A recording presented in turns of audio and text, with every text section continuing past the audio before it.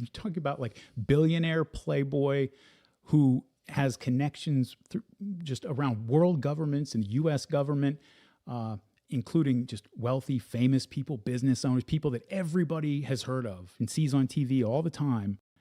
That guy was running a mass pedophile ring, and the labor secretary under Donald Trump, who was the guy in charge of prosecuting him in 2007, said that he belonged to intelligence. I would think that every newspaper in the country and every cable news channel in the country would have a team of reporters camped out on that dude's lawn to stick a microphone in his face every time he left his house and say, what did you mean by that? Can we get some kind of clarity on whether this pedophile was, belonging to, but we don't get that.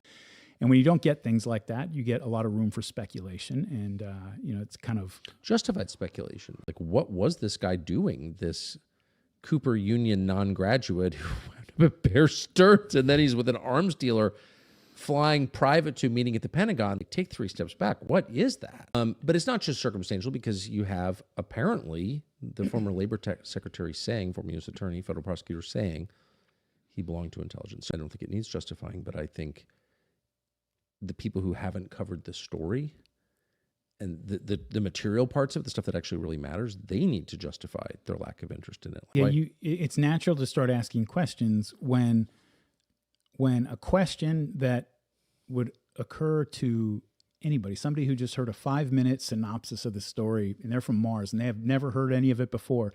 You tell them the short little story, a 5-minute version of it that I just told you, and the first thing they're going to ask is, well, what did he mean when he said that Epstein belonged to intelligence? What's going on there? And you can't get a journalist to ask that question. And so it's natural for us to start wondering why that is. Well, because the question that all of this bears on, the purpose of this interview, the purpose of all questions that I've ever raised about Epstein, go back to one central question, which is who runs the world? Yeah.